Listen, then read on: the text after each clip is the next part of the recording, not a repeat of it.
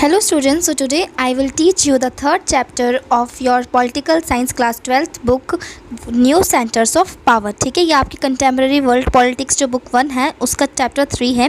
वैसे अगर आपके पास ओल्ड एनसीईआरटी है तो चैप्टर 4 होगा आपका और इसमें लिखा होगा आपका ऑल्टरनेटिव सेंटर्स ऑफ पावर। ठीक है, लेकिन दोनों का जो मतलब होता है चैप्टर को वो सेम ही होता है, ऑल्टरनेटिव हो या न्यू सेंटर्स ऑफ पावर। ठीक है, मतलब सेम होता है। तो इस जो चैप्टर हमें पढ़ना है इसका जो मेन क्राइटेरिया है या फिर हम कह सकते हैं कि जो मेन इसके अंदर हमें जो ओवरव्यू लेना है वो सिर्फ ये है कि अब जो वर्ल्ड है, हम अब 21st सेंचुरी की बात करें, अब हमने पढ़ा है जब कोल्ड वॉर था या वर्ल्ड वॉर था तो कौन कौन सी सुपर पावर कंट्रीज़ थी। ठीक है, अब हमें अब के बारे में पढ़ना है कि अब कौन कौन सी कंट्रीज़ हैं जो सुपर पावर हैं। ठीक है, अब जैसे हम आगे इसमें बहुत सारी कंट्रीज़ के बारे में पढ़ेंगे और इसके अंदर ना एडिट टॉपिक्स इसमें हैं। जैसे हम बात कर सकते हैं कि ऑर्गेनाइजेशंस की हैं, इसमें एडिट टॉपिक कर रखे जैसे सार्क है, ब्रिक्स है, वो इसमें न्यू ऐड कर रहा है तो हमें उसे भी पढ़ना है। ठीक है, तो स्टार्ट करते हैं अपना चैप्टर।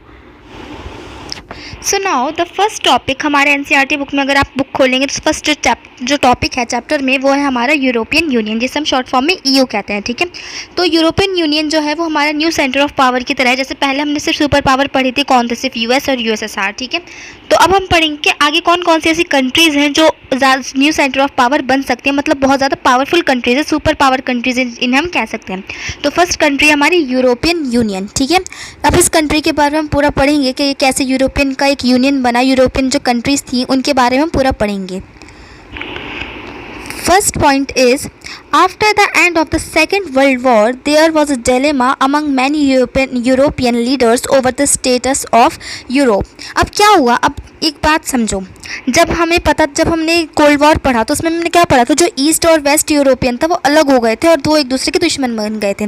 जो ईस्ट यूरोप था वो किसका था, वो यूएसएसआर का था, और जो वेस्ट यूरोप था वो किसका था, यूएसए का था। ठीक है, तो अब आगे क्या हुआ, यूएसएसआर डिसइंटीग्रेट हो गया, जो वहाँ की यूरोपियन की जो कंट्रीज़ थी वो ऐसी रह गई, उनको अलग होना पड़ा, सबको अलग अलग हो गई, जो इतनी सारी मर्ज थी वो सब सेपरेट हो गई एक दूसरी सब कंट्रीज से। ठीक है, तब क्या हुआ, जब सेकेंड वर्ल्ड वॉर का एंड हो गया, हमें पता है सेकेंड वर्ल्ड वॉर का एंड किसने करा था, यूएसए ने करा था, जब हिरोशिमा नागासाकी जो जापान की दो सिटीज़ हैं उस पर बॉम्ब गिरा दिए थे। ठीक है, there was a dilemma among many European leaders over the status of Europe. अब बहुत सारे जो यूरोप के जो कंट्रीज़ के जो लीडर्स होंगे उनके बीच में बहुत ज़्यादा टेंशन थी कि वो यूरोप का जो स्टेटस है, मतलब एक तरह की जो रेस्पेक्ट है वो कैसे बनाए रखें। The second world war shattered the structure on which the European states had based their relations. तो सेकेंड वर्ल्ड वॉर के बाद क्या हुआ, सेकेंड वर्ल्ड वॉर के बाद यूरोप ने सोचा कि जैसे जापान एक अकेली कंट्री थी तो यूएस ने क्या करा, उसके ऊपर बॉम्ब गिरा दिया, उससे जापान को क्या करना पड़ा, सरेंडर करना पड़ गया। ठीक है, तो यूरोप को जो एक डर था कि अगर ऐसा हमारी भी कभी किसी कंट्री से लड़ाई हो गई और उसने हमारे ऊपर ऐसे बॉम्ब फेंक दिए तो हमारा क्या होगा, तो उन सब ने क्या करा, जो सारी यूरोप की कंट्रीज़ थी चाहे वो छोटी हैं बड़ी, सब एक साथ आ गई और उन्होंने अपने रिलेशंस को अच्छा बनाना शुरू कर दिया एक दूसरे से, जिससे वर्ल्ड वॉर सेकेंड के बाद कोई और वर्ल्ड वॉर ना हो। ठीक है, Now the second point is, the Cold War aided the integration of Europe after 1945. Cold war के बाद क्या हुआ, इंटीग्रेशन शुरू हो गया यूरोप का होना। ठीक है, जो यूरोप है वो सबका वो एक दूसरे से अच्छे रिलेशन बनाने लगा। कब, हमें पता है कोल्ड वॉर जब स्टार्ट हुआ था 1945। ठीक है, जब The European economy was revived by the extensive financial support by USA under the Marshall Plan. ठीक है, तब क्या हुआ, जो यूरोप की जो इकॉनमी थी वो बिल्कुल ख़राब हो गई थी कोल्ड वॉर के चक्कर में, और जो सेकेंड वर्ल्ड वॉर है, क्योंकि यूरोपियन कंट्रीज़ भी क्या कर रही थी, सेकेंड वर्ल्ड वॉर लड़ रही थी, यूएस के साथ भी थी कोई कंट्री और कोई कंट्री इटली, जर्मनी और जापान के साथ भी थी। ठीक है, तो क्या हुआ, इन सब के साथ इनकी जो इकॉनमी थी ये सब बस एटम बम बना रहे थे और साथ ही में जो दूसरी कंट्रीज़ थी जो फाइटिंग करती उनकी हेल्प कर रहे थे, तो उनका खुद का कोई भी इकॉनमी जो है वो सही नहीं हो पा रही थी। ठीक है, इनकी जैसी भी इकॉनमी थी चले जा रही थी। नेक्स्ट थिंग ये है इसमें कि एक्सटेंसिव फाइनेंशियल सपोर्ट, उसके बाद जो इनकी इकॉनमी थी यूरोप की, जब वर्ल्ड वॉर सेकेंड ख़त्म हो गया, बहुत ज़्यादा ख़राब हो गई, तो इसे रिवाइव करने के लिए, इसे सही बेहतर बनाने के लिए यूएस ने एक जो प्लान है वो इंट्रोड्यूस कराया, जिससे जो उसकी इकॉनमी है यूरोप की उसे एक्सटेंसिव फाइनेंशियल, मतलब अच्छे से इनकी जो इकॉनमी है वो रिवाइव हो जाए, सही हो जाए इनकी जो इकॉनमी है। तो उस प्लान का नाम क्या है, मार्शल प्लान। आपको ये मार्शल प्लान नाम याद रखना है, और ये याद रखना है किसने इंट्रोड्यूस कराया था, यूएस ने। यूएस क्या कर रहा था, हेल्प कर रहा था यूरोपियन कंट्रीज़ की, यूरोप की, जिससे उसे हेल्प मिले financially. Now the next point is the organisation for European economic corporation. आपको नाम याद रखना है, ये OEEC की आपसे पूछ ली जाएगी फुल फॉर्म, या ये भी पूछ लिया जाएगा कब इस्टेब्लिश हुआ। ठीक है, जो है organisation for European economic corporation establish हुई है 1948 में। ठीक है, आपको याद रखना है। और ऐसे भी आप याद रख सकते हैं कि सब ये जितनी भी और यूरोपियन यूनियन की जो कॉरपोरेशन या ऑर्गेनाइजेशन बनी है, ये सब वर्ल्ड वॉर सेकेंड के एंड के बाद बनी है। वर्ल्ड वॉर सेकेंड एंड कब हुआ? 1945 में। उसके बाद 1948 में बनी है OEEC, organisation for European economic corporation, to channel aid to the West European states. ठीक है, ये क्यों बनी थी? ये बनी थी एड देने के लिए किसको? वेस्ट यूरोपियन स्टेट्स को।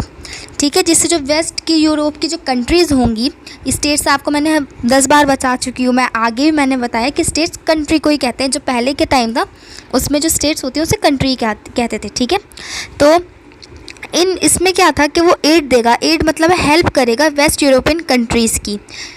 Another step forward in political cooperation was establishment of the Council of Europe in 1949। अब एक साल बाद इन्होंने क्या बना दिया, ये सब जो यूरोपियन कंट्रीज़ थी ये एक साथ, मतलब ये मर्ज नहीं हुई थी, पर उन्होंने क्या कर लिया था, अपने एक दूसरे के साथ अच्छे रिलेशंस बना लिए थे, जिससे ये ट्रेड कर सकें, बिजनेस कर सकें एक दूसरे के साथ। ठीक है, और डिप्लोमेटिकली बात भी कर सकें। तो उन्होंने फर्स्ट बना लिया OEC, कब बनाया? 1948 में, जिससे ये एड दे सके वेस्ट यूरोपियन कंट्रीज़ को जो वेस्ट में हो। ठीक है, उसके बाद नेक्स्ट थिंग इन्होंने क्या करी, इन्होंने पॉलिटिकल कॉरपोरेशन बना ली, जिसे इस्टेब्लिश करा कब? 1949 में। ठीक है, एक साल बाद ही काउंसिल ऑफ यूरोप, जिसका नाम है, जो पॉलिटिकल कॉरपोरेशन थी जिसका नाम था council of Europe. Next thing, the disintegration of USSR led to the formation of European Union in 1992। जब पूरा यूरोपियन जो USSR था, जब वो डिसइंटीग्रेट हो गया, सेपरेट हो गया एक दूसरे से सारी कंट्रीज़, उसके बाद ही फॉर्मेशन हुआ है यूरोपियन यूनियन का। ठीक है, आपको याद रखना है कब हुआ यूरोपियन यूनियन का formation? After the disintegration of USSR। और USSR 1991 में डिसइंटीग्रेट हो गया था और यूरोपियन यूनियन फॉर्म हो गया था कौन से ईयर में? 1992 में, which laid the foundation for a common foreign and security policy, cooperation on justice and creation of a single currency। इसके साथ साथ इन्होंने क्या करा, एक साथ तो यूरोपियन यूनियन की सारी यूरोपियन कंट्रीज थी साथ आ गई, इसके साथ साथ इन्होंने क्या क्या फाउंड करा, इन्होंने अपनी कॉमन फॉरेन बनाई। मतलब अगर कोई भी फॉरेन पॉलिसी बनेगी तो वो इन सब जितनी भी कंट्रीज़ थी, अभी हम आगे पढ़ेंगे कितनी कंट्रीज़ हैं इसके साथ, और कुछ कंट्रीज़ अब अलग भी हो गई हैं, ये सारी कंट्रीज़ की जो फॉरेन पॉलिसीज़ होंगी वो ज़्यादातर सेम होंगी। सिक्योरिटी और पॉलिसी इनकी सेम होगी। सिक्योरिटी पॉलिसी जो होती है, कॉरपोरेशन ऑन जस्टिस इनका मेन एम था, साथ ही में क्रिएशन करी उन्होंने सिंगल करेंसी की। ठीक है, जितनी भी यूरोपियन कंट्रीज़ थी उनकी जो करेंसी थी वो सेम थी। ठीक है, और वो एक दूसरे की कंट्री में इजीली एक्सेस कर सकते थे अपनी करेंसी को, क्योंकि because the currency is same. ठीक है, now the European Union has evolved over time from an economic union to an increasingly political one. अब क्या हुआ, जो यूरोपियन यूनियन थे वो उसने क्या करा, वो इकोनॉमिक यूनियन बना रहे थे, सिर्फ अपने को इकोनॉमिकली इस्टेब्लिश करना चाहते थे, जिससे वो मतलब वो अपने जो कंपटीशन है, कंपटीशन नहीं एक तरह से हम कह सकते हैं, वो अमेरिका की बराबरी कर सके। जितना अमेरिका स्टेबल है कि वो कुछ भी कर सकता है, इतनी उसके पास पैसे भी हैं, इकोनॉमिकली स्टेबल है, वो पॉलिटिकल स्टेबल है, तो उसने क्या करा, यूरोपियन यूनियन भी चाहता था कि वो जो US जैसा ही इकोनॉमिकली स्टेबल बने, तो उसने अपनी इकोनॉमिक यूनियन पर तो ध्यान दे ही रहा था, जैसे वो OEEC बना रहा था ये सब। इसके साथ साथ ही जो ये यूरोपियन यूनियन की जितनी सारी कंट्रीज़ थी ये ज़्यादातर क्या होती गई, ये पॉलिटिकल वन भी इंक्रीज़ हो गई। मतलब ये अपने पॉलिटिकल थिंग्स पे ज़्यादा ध्यान देने लगी। जैसे हम आगे पढ़ेंगे कि उन्होंने इनका पार्लियामेंट बनाने का भी एक वो थी इच्छा कि ये बनाएंगे पार्लियामेंट, तो उन्होंने बनाया भी था। ये सब चीज़ों में ये पॉलिटिकली ज़्यादा इंक्रीज़ होते गए, इकोनॉमिकली इतना नहीं। The European Union has economic, political, diplomatic and military influence. इसके साथ साथ ही इन्होंने क्या करा, जो यूरोपियन यूनियन थी इसने अपने आप को इकोनॉमिकली, पॉलिटिकली और डिप्लोमेटिकली इन्फ्लुएंस अपना ज़्यादा बढ़ाना शुरू कर दिया। अभी ये इकोनॉमिकली भी बहुत ज़्यादा स्ट्रॉन्ग हो गई यूरोपियन यूनियन, क्योंकि इतनी सारी कंट्रीज़ एक साथ आ गई और ये एक दूसरे से अच्छे रिलेशंस भी बना रही हैं, साथ में इन सारी कंट्रीज़ में ट्रेड हो रहा है, तो ये इकोनॉमिकली स्टेबल हो गई, साथ में पॉलिटिकली भी बहुत ज़्यादा स्टेबल हो गई। इनका जो करेंसी थी वो सेम थी ज़्यादातर, इनके जो जैसे हमने आगे पढ़ा कि सिक्योरिटी पॉलिसी इनकी सेम थी, कॉर्पोरेशन था इनका जस्टिस पे, ये सब चीज़ें। ठीक है, और साथ ही में इन्होंने यूरोपियन यूनियन, इतनी सारी कंट्रीज़ थी, हम पढ़ेंगे 15-16 कंट्रीज़ हैं, इन सब के नाम पढ़ेंगे, तो इन सब ने एक साथ मिलकर अपनी मिलिट्री बनाई, तो वो बहुत ज़्यादा इन्फ्लुएंस करा दूसरी कंट्रीज़ को यूरोपियन यूनियन ने, कि इतना बड़ी कंट्री, क्योंकि 15-16 कंट्री एक साथ होनी यूरोपियन यूनियन में, तो वो तो स्ट्रॉन्ग हो ही जाएगी। Economically the European Union is the world's biggest economy. अब हम आपकी बात कर रहे हैं तो इकोनॉमिकली अगर हम पैसे मतलब वैसे बात करें कि इकोनॉमिकली, या हम कह सकते हैं जीडीपी के वाइज, मतलब अगर हम लोगों के स्टैंडर्ड ऑफ लिविंग देखें या अमीर देखें लोगों को, कि कंपैरिजन करें कि पैसों से लोगों का, तो यूरोपियन यूनियन वर्ल्ड की बिगेस्ट इकॉनमी है। ठीक है, वर्ल्ड की बिगेस्ट इकॉनमी, आपको ये याद रखना है कि सबसे बड़ी इकॉनमी है वर्ल्ड की। It had a GDP of more than $12 trillion इन 2005। तो क्या था, आप देख सकते हैं कि इसकी जो जीडीपी थी 2005 की बात कर रहे हैं तो कितनी थी, $12 ट्रिलियन थी। ठीक है, आपको याद रखनी है। इट्स करेंसी यूरो, आपको पता है यूरोपियन यूनियन की करेंसी क्या है, यूरो है, आपको याद रखना है। ठीक है, can pose a threat to the dominance of the US dollar. ठीक है, और कभी कभी ऐसा भी हो जाता है जो यूरो जो करेंसी है यूरोपियन यूनियन की, वो डोमिनेट करती है किसके ऊपर, यूएस डॉलर के, मतलब यूएस डॉलर से भी ज़्यादा वैल्यू हो जाती है यूरो की। ठीक है, तो आप समझ सकते हो कि इसने अपने आप को कितना ज़्यादा पॉलिटिकली और इकोनॉमिकली और डिप्लोमेटिकली ज़्यादा स्ट्रॉन्ग बना लिया है। Now next point is on the political and diplomatic ground Britain and France, the two members of EU are permanent members of the UN Security Council।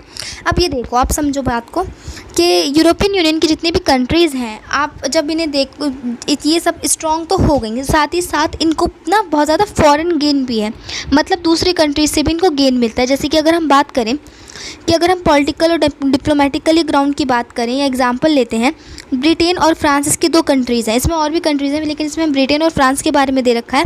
ये दो कंट्रीज़ हैं, European union के member हैं। ठीक है, ये दोनों, और ये दोनों क्या हैं, ये साथ ही परमानेंट मेंबर भी हैं यूनाइटेड नेशन काउंसिल सिक्योरिटी की, यूएनएससी की। ठीक है, तो इससे क्या हेल्प होगी, अब जो फ्रांस और ब्रिटेन होंगी, जब भी इसकी मीटिंग बैठती होगी यूएनएससी की, तो ये ज़्यादातर क्या चाहती होंगी जितनी भी यूरोपियन कंट्रीज़ हैं उनको ज़्यादा बेनिफिट मिले। तो ये ज़्यादातर बात किसकी करती होंगी, जो ब्रिटेन और फ्रांस है, अपनी कंट्रीज़ के बारे में बात करती होंगी, जितनी भी यूरोपियन यूनियन के साथ कंट्रीज़ हैं। तो इससे ज़्यादातर हेल्प किसको मिलेगी, यूरोपियन यूनियन की कंट्रीज़ को मिलेगी।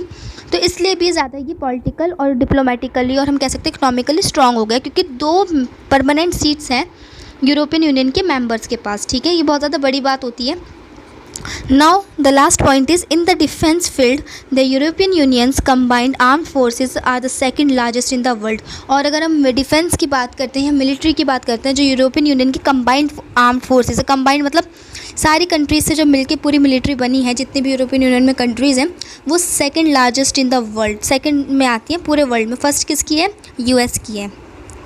नाउ अब हमें नेक्स्ट टॉपिक पढ़ना है, आपकी बुक में दे रखा है यूरोपियन यूनियन के बाद ये सेकंड टॉपिक है आपका, association of south east Asian Nations, ASEAN जिसे हम कहते हैं। ठीक है, आशियान की फुल फॉर्म क्या है, ये पूछ ली जाती है, ये कॉम्पिटिटिव एग्जाम्स में भी आती है, और आशियान की आपके एग्जाम में 1 मार्क्स में पूछ ली जाएगी कि फुल फॉर्म लिखनी है, तो क्या है, association of south east Asian Nations. ठीक है, अब ये क्या है, ये भी आपको एसोसिएशन से ही पता चल रहा है कि कुछ जो साउथ ईस्ट एशियन जो कंट्रीज़ हैं वो एक साथ आकर उन्होंने अपने आप को इकोनॉमिकली और पॉलिटिकली डेवलप करा है या फिर स्ट्रॉन्ग करा है, जिससे वो क्या कर सकें, वो दूसरी कंट्रीज़ को भी मतलब कह सकते हैं दूसरी कंट्रीज़ का मतलब उसके जैसे ही बनकर दिखाएं, या फिर हम कह सकते हैं कि उसका कंपटीशन करें उसके साथ।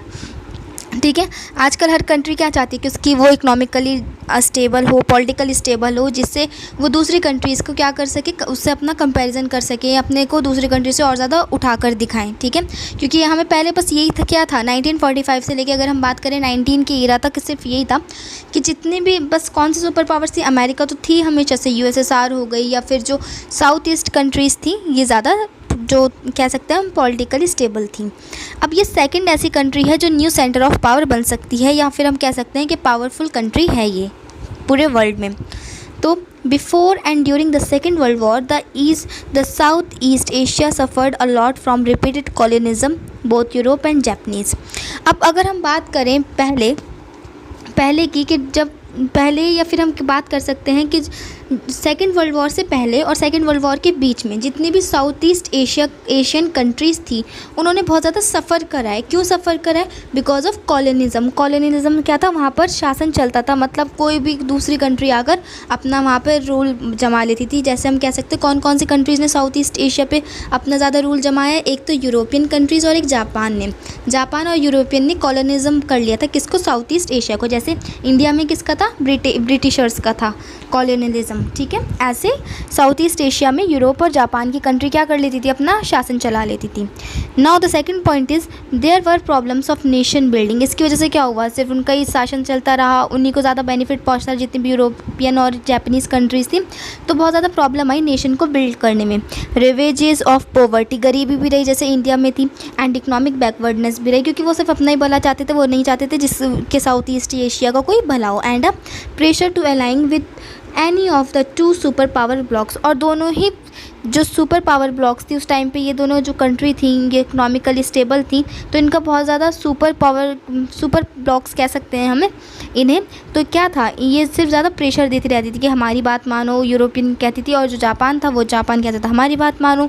तो इसमें क्या हुआ? जो साउथ ईस्ट एशियन कंट्रीज़ थी, इन्हें बहुत ज़्यादा सफ़र करना पड़ा।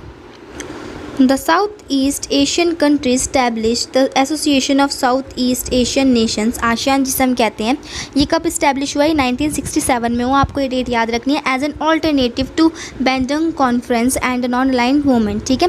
ये कब बनी है? ये बनी है 1967 में, जब एक बैंडंग कॉन्फ्रेंस हुई थी। आपको याद रखना है कि ये आपसे एग्जाम में पूछ लिया जाएगा कौन सी कॉन्फ्रेंस के बाद आसियान इस्टेब्लिश हुई थी। तो ये कब हुई थी? ये बैंडंग जो एक कॉन्फ्रेंस हुई थी, बैंडंग एक जगह है वहाँ पर हुई थी। उसके बाद आसियान ने अपने आप को इस्टेब्लिश कर लिया था, जिसके अंदर सारी जो साउथ ईस्ट एशियन नेशंस थे वो सब आ गए थे। और साथ ही में एक कॉन्फ्रेंस हुई थी नॉन अलाइंड मूवमेंट की। जैसे हमें पता है नॉन अलाइंड मूवमेंट की जब हुई थी 1961 बेलग्रेड में हुई थी। उसके बाद जब 1967 में हुई होगी तो नॉन अलाइंड मूवमेंट की, और बैंडंग कॉन्फ्रेंस के बाद ही एसोसिएट हुई थी साउथ ईस्ट एशियन नेशंस, जिसे इस्टेब्लिश करके आसियान नाम रखा था 1967 में। Now, on the ASEAN logo, the 10 stalks of paddy rice represent the 10 Southeast Asian countries. तो क्या है? अब अगर आपके पास एनसीईआरटी बुक है तो आपको लोगो दिख रहा होगा आसियान का। उसमें क्या दिखा रखा है? उसमें स्टॉक्स दिखा रखे हैं पैडी राइस की। 10 स्टॉक्स ऐसे बनी हुई है, स्टिक्स सी बनी हुई हैं, ऐसे 10 स्टॉक्स हैं, ठीक है। वो सब कैसी हैं? वो सब रिप्रेजेंट करती हैं, वो पैडी राइस हैं। पैडी कहते हैं राइस को, ठीक है। रिप्रेजेंट द 10 साउथ, वो 10 इसलिए हैं क्योंकि 10 ही साउथ ईस्ट एशियन कंट्रीज़ हैं, ठीक है। 10 साउथ ईस्ट एशियन कंट्रीज़ हैं, उसे रिप्रेजेंट करने के लिए 10 स्टॉक्स ऑफ पैडी मतलब राइस को दिखाया गया है। उसका मतलब क्या है स्टॉक ऑफ राइस का? आम bound together in friendship and solidarity. Friendship है उन सारी जो 10 की 10 साउथ ईस्ट एशियन कंट्रीज़ हैं, साथ ही साथ सॉलिडरिटी भी है उन 10 कंट्रीज़ में। The circle symbolises the unity of ASEAN, और जिस सर्कल में बनी हुई है वो सर्कल है एक, उसमें बनी हुई है। तो वो जो सर्कल है वो सिम्बलाइज क्या करता है? वो क्या बताता है? वो बताता है यूनिटी ऑफ आसियान के जितनी भी 10 कंट्रीज़ हैं सब में क्या है? यूनिटी है, ठीक है। देयर वर 5 फाउंडिंग कंट्रीज़, और इसे आसियान को बनाने के लिए सबसे पहले इसमें 10 कंट्री एक साथ नहीं थी, पहले 5 कंट्री थी जिन्होंने इसे आसियान को फाउंड करा है, बनाया है। तो फर्स्ट है इसमें Indonesia, Malaysia, Philippines, Singapore and Thailand, ठीक है। आप इसे ऐसे करके याद कर सकते हैं IMST, ठीक है। मैंने इसे ऐसे याद करता जब ये मेरे उसमें आया था, मैं आपको बताती हूँ कैसे। तो आप इसे ऐसे याद कर सकते हैं इम्पोर्टेंट की हम शॉर्ट फॉर्म ऐसे कर लें, ठीक है। और स्टेट्स की शॉर्ट फॉर्म ST होती है, ठीक है।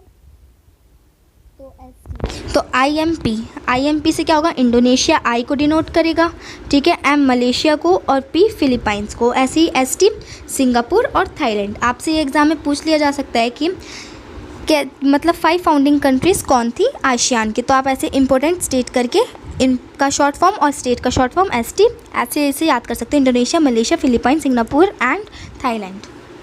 नाउ अब हमें ऑब्जेक्टिव्स पढ़ने हैं आसियान के, कि आसियान के क्या क्या ऑब्जेक्टिव्स हैं। The objectives of ASEAN to accelerate economic growth. ASEAN का जो फर्स्ट ऑब्जेक्टिव है कि टू एक्सेलरेट इकोनॉमिक ग्रोथ, जिससे वो अपनी जो इकोनॉमिक की जो ग्रोथ है, जितने भी आसियान कंट्रीज़ हैं, साउथ ईस्ट एशियन कंट्रीज़ हैं, वो बढ़ा सकें, अपनी इकोनॉमी को ग्रोथ कर सकें, ठीक है। सोशल प्रोग्रेस, अब साथ ही में जो सोशलिटी है उसको प्रोग्रेस में ला सके, जितने भी सोशल हम कह सकते हैं इश्यूज़ हैं उसे कवर कर सकें। प्रमोट रीजनल पीस, सारे जो जितने भी रीजन्स हैं उसमें आसियान में उन सब में पीस हो, स्टेबिलिटी हो। स्टेबिलिटी का मतलब ये नहीं कि कोई भी कंट्री इधर से उधर जा रही, मतलब कभी छोड़ रही है कभी आसियान में फिर से वापस आ रही, स्टेबिलिटी हो सारी कंट्रीज़ में। एंड कल्चरल डेवलपमेंट, साथ ही में इसमें कल्चरल डेवलपमेंट भी हो, मतलब जितने भी कल्चर्स हैं सारी जो कंट्रीज़ में उसमें भी सब पार्टिसिपेट करें। The members of the association promote its ASEAN way, ठीक है, जो मेंबर्स होते हैं जो मेंबर्स हैं आसियान के, वो प्रमोट करते हैं a form of interaction that is informal, non confrontationist and cooperative. जितने भी मेंबर्स हैं वो इंटरेक्शन करते हैं एक दूसरी कंट्रीज़ के साथ, जब भी इनमें क्या होती है, जब भी ये सब एक साथ कॉन्फ्रेंस करते हैं। और जो भी इनमें इसका एक रूल है कि आसियान में कभी भी जितने भी ये मेंबर कंट्रीज़ हैं ये कभी भी इनफॉर्मल इंटरेक्शन नहीं करेंगी, मतलब एक दूसरे से बदतमीज़ी से बात नहीं करेंगी, कभी इनमें कन्फ्रंटेशन नहीं होगी, बहसबाजी नहीं होगी, और सब कैसे रहेंगे, कॉर्पोरेशन के साथ रहेंगे। In 2003 an ASEAN community was established comprising 3 pillars, और 2003 में आसियान की जो कम्युनिटी है, मतलब आसियान जो है उसने अपने आप को स्टैब्लिश करा था 3 पिलर्स में, ठीक है, 3 पिलर्स में। कैसे?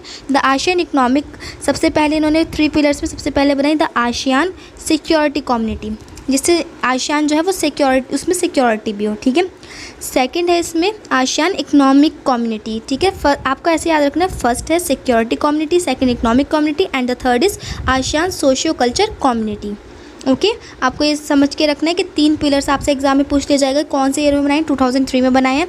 उसके बाद इसमें आपसे ये पूछ लिया जाएगा आसियान कम्युनिटी जो स्टैब्लिश हुई उसके 3 पिलर के नाम लिखने हैं। तो ASEAN security community, ASEAN economic community and last ASEAN socio culture community. The member states promise to uphold peace, neutrality, cooperation, non-interference and respect for national differences and sovereign rights, ठीक है। तो जो member states हैं जितने भी 10 countries हैं इन सब का प्रॉमिस है एक दूसरे से कि ये पीस रखेंगी, न्यूट्रलिटी रखेंगे, मतलब किसी भेदभाव नहीं करेंगे कि एक कंट्री से ज़्यादा ये मतलब गेन हो रहा है दूसरी कंट्रीज़ को ज़्यादा अपना दुश्मन मानी, ऐसा नहीं है। 10 की 10 कंट्री एक दूसरे के साथ अच्छा रिलेशन रखेंगी। इन सारी कंट्रीज़ में कॉर्पोरेशन होगा, नॉन इंटरफेरेंस होगी, मतलब इन्हें ज़्यादा इंटरफेयर नहीं करना है कि दूसरी कंट्री में क्या चल रहा है या क्या हो रहा है, ठीक है। And respect for national differences, और जितने रिस्पेक्ट रखनी है, चाहे इनमें डिफरेंस है, सारे नेशंस जो हैं अलग अलग हैं तो इन सब में रिस्पेक्ट होनी चाहिए, सॉवरेन राइट्स होनी चाहिए सारी कंट्रीज़ में।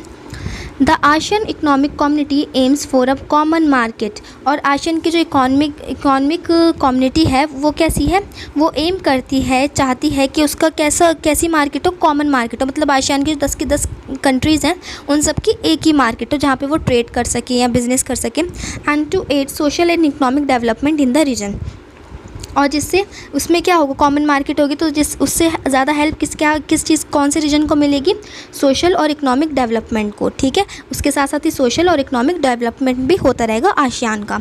ASEAN has a vision 2020, ASEAN ने एक विजन रखा था कि जब 2020 तक जो आसियान होगी which has defined an outward looking role for ASEAN in the international community, मतलब वो इंटरनेशनल कम्युनिटी में भी कदम रखेगी, मतलब जो 10 कंट्रीज़ हैं 10 कंट्रीज़ हैं आसियान की, उसने एक अपना विजन रखा था कि 2020 में वो आउटवर्ड लुकिंग भी करेगी, मतलब दूसरी कंट्रीज़ को मौका देगी अपनी जो ये कॉमन मार्केट है उसमें ट्रेड करने का, ठीक है। इंटरनेशनली वो हेल्प करेगी दूसरी कंट्रीज़ की।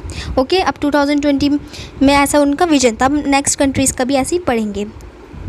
सो with this we completed our part 1 of chapter 3 new centres of power. इसमें हमने सिर्फ 2 टॉपिक्स पढ़े हैं, यूरोपियन यूनियन और आसियान। ये टॉपिक्स जो हैं बहुत ज़्यादा बड़े हैं तो इसे आप समझ के करें, इसलिए मैं आपको ये धीरे धीरे पढ़ा रही हूँ। बट ये जो चैप्टर है मैं आपका 2 पार्ट्स में कंप्लीट कर दूँगी, फर्स्ट पार्ट है और सेकेंड पार्ट में आपका जो चैप्टर है वो कंप्लीट हो जाएगा। So thank you for watching, see you in the next video.